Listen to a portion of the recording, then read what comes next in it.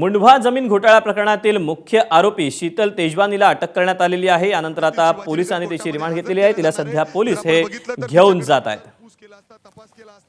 आतापर्यंत बरेच एव्हिडन्स पोलिसांना सापडलेले आहेत। एकदा नाही तर दोन वेळा तिला तपासासाठी पोलिसांनी सीपी मुख्यालयात या ठिकाणी बोलवण्यात आलेलं होतं आणि त्यानंतर बरेच असे पुरावे पोलिसांच्या हाती लागलेले आहेत या जमिनीच्या संदर्भात। जे अर्थातच जर आपण बघितलं तर जे कागदपत्र तिने काही खोटे तयार केलेले होते, एवढंच काय तर जे पूर्ण अर्थात ही जमीन सरकारची आहे, राज्य सरकारची आहे, केंद्र सरकारची आहे, मात्र तरी देखील तिने स्वतःची भासवत ही विकण्याचा प्रयत्न केलेला आहे। सरकारी जमीन अशा पद्धतीने फसवणूक करण्याचा प्रयत्न आहे आणि त्यामुळे शीतल तेजवानी हिला अटक करण्यात आलेली आहे। उद्या दुपारी तिला पुण्यातील शिवाजीनगर कोर्टामध्ये हजर केलं जाणार आहे। यामध्ये जर आपण बघितलं तर ती मुख्य सूत्रधार आहे। ज्या पद्धतीने ही जमीन जे मूल वतनदार आहेत त्या ठिकाणी त्यांच्याकडून पॉवर ऑफ अटर्नी सही करून घेतलेली होती आणि त्याच्यानंतर अर्थात ही मीडिया कंपनीला ही जागा विकण्यात आलेली होती।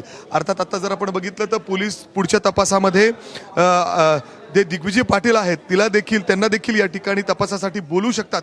मात्र आता तरी सर्वात महत्त्वाचं म्हणजे शीतल तेजवानी जे मुंढवा जमीन गैरव्यवहार प्रकरणात सगळ्यात मुख्य सूत्रधार आहे, तिला पुणे पोलिसांनी आता अटक केलेली आहे आणि लवकरच तिची कस्टडी मागितली जाईल आणि पुढचा तपास कशा पद्धतीने हे फेक डॉक्युमेंट्स तयार केले, कशा पद्धतीने तिने ही जमीन विकण्याचा प्रयत्न केला आणि या जे मूल मालक आहेत अर्थात जमिनीचे त्यांच्याकडून कशा पद्धतीने पॉवर ऑफ अटर्नी सही करून घेतलेली होती, हा संपूर्ण आता समोर येईल। मात्र खूप महत्त्वाचं म्हणजे अर्थात शीतल तेजवानीला पुणे पोलिसांनी आता अटक केली आहे। अर्थात अडचणीत आणखीन वाढ होणार आहे मीडिया कंपनीचे। यात नक्की कशा पद्धतीने व्यवहार झालाय, यामध्ये आणखीन कोण कोण आहे हे देखील लवकरच समोर येईल। कॅमेरामॅन अमोल गवाळेसह मी मिकी घई, एबीपी माझा, पुणे।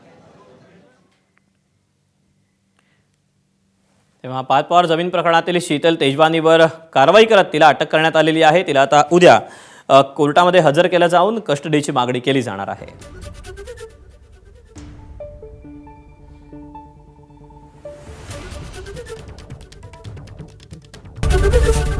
एबीपी माझा, उघडा डोळे बघा नीट।